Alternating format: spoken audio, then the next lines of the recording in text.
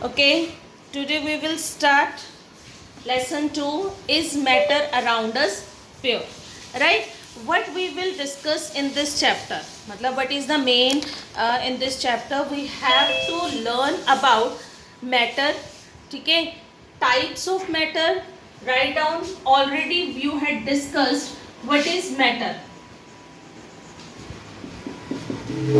What is matter? Anything that occupies space, anything that occupies space and has mass, उसको हम क्या कहते हैं? Matter. Anything that occupies space and has mass is called matter, right? Now if we will classify the matter, right, it is of two types, pure and impure, right? जो भी चीजें हैं यहाँ वो प्योर फॉर्म में होंगी और otherwise it will be in the impure form, right बेटा? So matter that is in the pure form and impure form, right? Pure form, that means no mixing, nothing is there. It is again classified into two, that is elements and compounds, right? This is elements and compound. Pure things that is present in the nature, these are classified as elements and compounds. And impure means mixing of the two things, that is having a homogeneous and heterogeneous,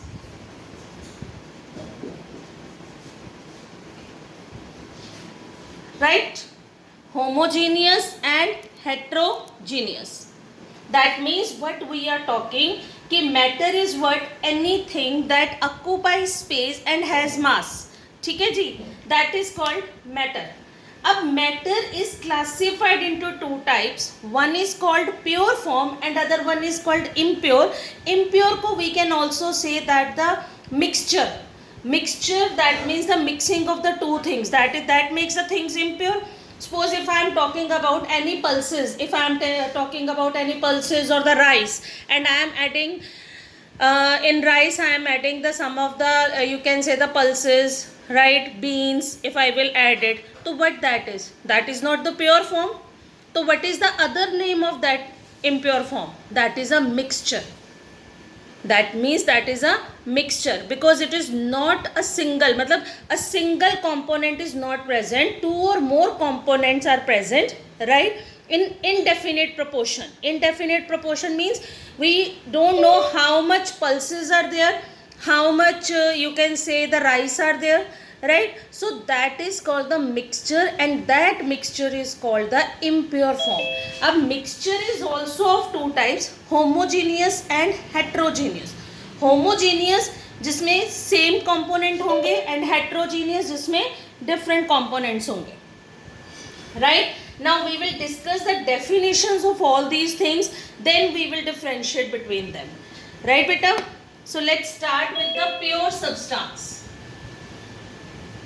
Let's start pure. What do you mean by a pure substance?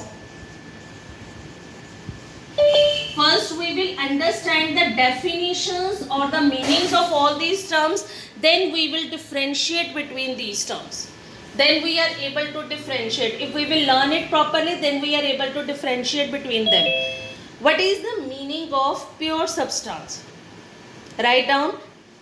A pure substance is one which is made up of only one kind of particle. A pure substance is one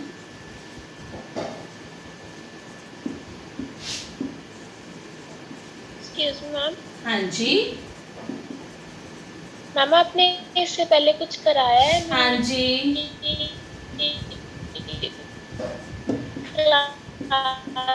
One kind of particles. Titiksha, I will tell you bete. I will again tell, wait a while. I am talking about the terms, that is the pure substance. Please for the Titiksha, I will tell bete, note it down. After that I will again revise it. Just note these things. Right? These particles may be, अब जो pure substance है, what is the second characteristic or the property? These, हम when we are talking about these particles may be atoms or molecules. These particles may be atom or molecules. If I will tell third point लिखे, all elements and compounds are pure substance. Write down third point, all elements or compounds are pure substances. जितने elements हैं और जितने compounds हैं, these are called pure substances. Right बेटे? अब elements कौन से हैं? What do you mean by the elements? Elements कौन कौन से हैं जी हमारे पास? Hydrogen, oxygen, nitrogen. These are the elements. Hydrogen, oxygen, all these are the elements. So what do you mean by the compounds? Compounds क्या है? Water, carbon dioxide, these are called compounds. ठीक है? What is pure substance in which that is made up of one kind of particles. Particles may be atoms or molecules, and जितने भी elements हैं and compounds हैं, these comes under the pure substances. Is this pure substance meaning is clear to everyone? Right?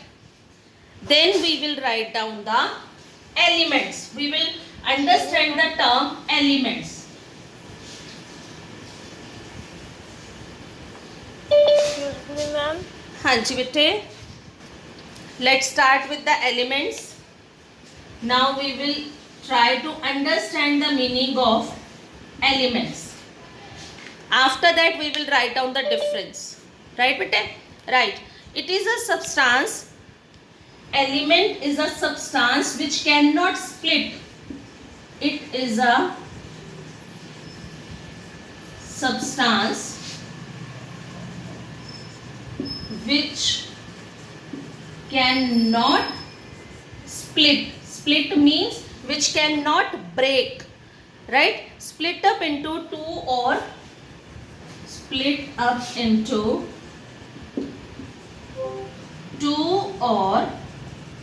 more substances. Means when we are not able to break down a substance into two or more substances, then this is called a element. This is called an element. ठीक है? यहाँ पे एक और चीज लिख सकते हैं. We can also write into two or more substances by using chemical method even. Means by using chemical method. Chemical method means by applying heat, pressure, ठीक है, light, electricity pass करने पे भी when this substance will not break, this is called the element. ठीक है, by using chemical method like heat, you can write heat, pressure, light, heat, light, electric.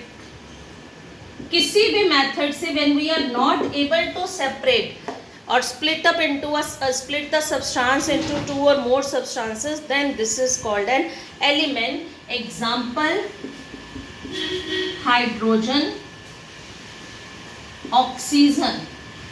It will not break further. So these are called elements. These are called elements. Is it clear, bete? Is this point clear? What are elements? Clear? Now write down what are compounds. Ma'am, please repeat. But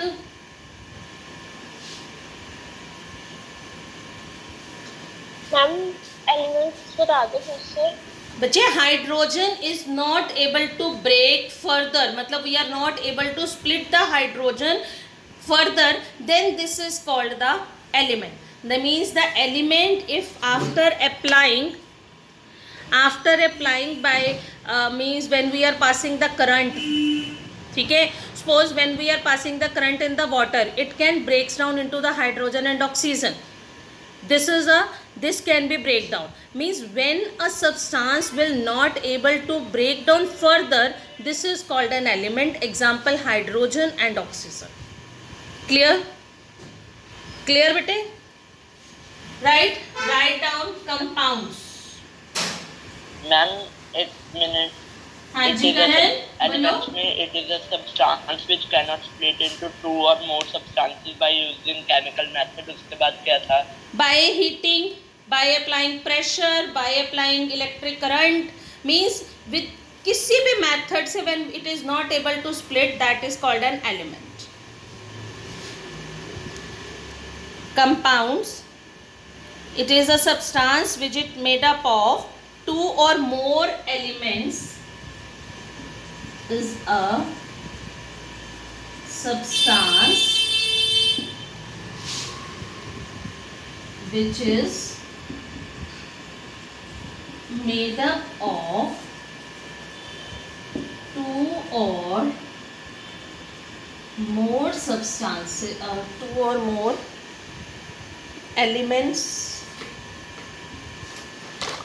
two or more elements, right, chemically combined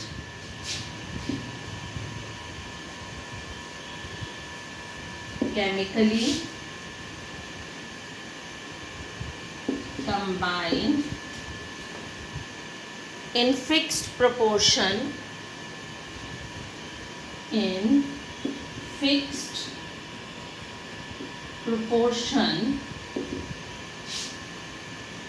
by mass is called a compound. ऐसा substance जो कि दो या दो चीज़ अधिक, मतलब more than the two substances को मिक्स करके बनाया गया हो, ठीक है, in a fixed proportion, that is called the compound. Example water. I am writing here the formula also, H2O. Look here.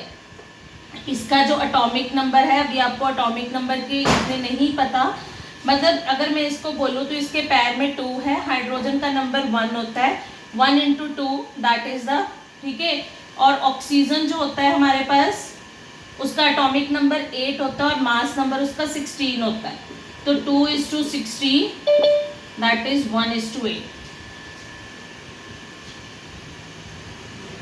ठीक है, that I will explain later on what is the meaning. Means इसमें hydrogen का जो mass number है वो 1 होता है और 2 उसके मॉलिक्यूल्स हैं, तो इसलिए मैंने 2 के साथ मल्टीप्लाई करा. ऑक्सीजन इज एटॉमिक नंबर, यानी कि उसकी पोजीशन 8 है और उसका मास नंबर होता है 16. तो जब मैंने इनकी रेशो निकाली, आप कहीं से भी पानी ले लो, the ratio will remain fix, that is 1:8. That is called the compound. ठीक है बच्चे, that is called a compound. इतनी सुबह सुबह भी हमारी क्लास में बच्चे ऐड हो रहे हैं.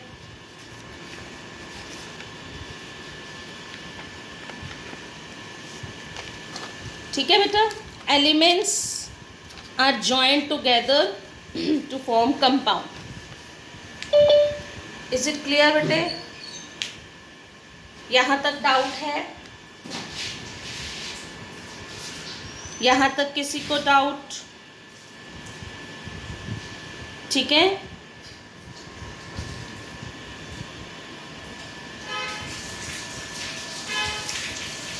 After that we have to do the impure substances. right? We have to discuss about the impure substances. Ma'am, first question was, ma'am, the process of conversion of a solid state into liquid state is called. What is this state is called? When a solid is converting into the liquid state, this is called the melting, right? Second question था conversion. I think degree Celsius को convert करना था kelvin में, right? आप सबको हाँ जी,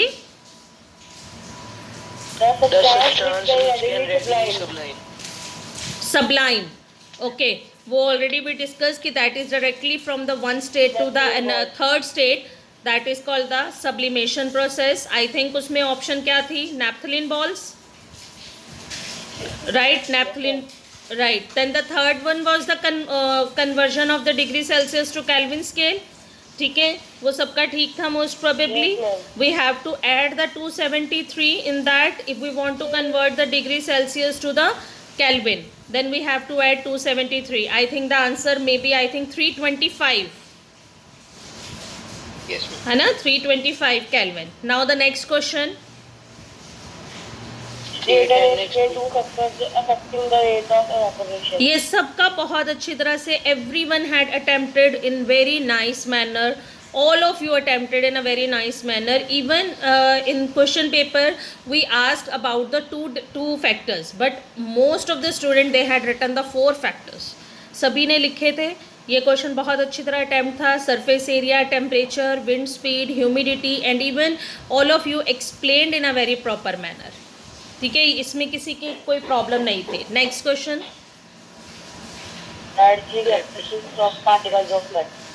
All of you had written the characteristics of the particles of matter. This is the scoring question. I think it was scoring question कि 3 mark question, 3 points you have to write and got the full marks. Then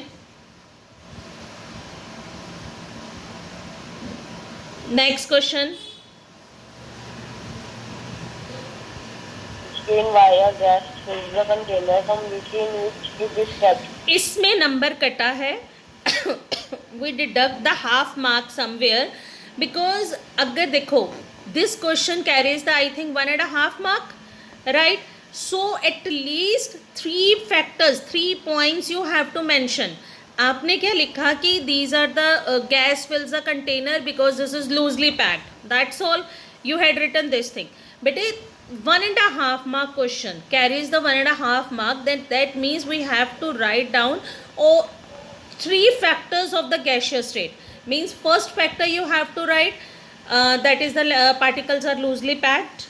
ठीक है, intermolecular spaces are there. Due to the high kinetic energy in the particles, they move randomly from one place to the other. That's why they fill the container completely. Means when the question carries 1 and 1.5 mark, then at least write down the 3 main points. Getting my point?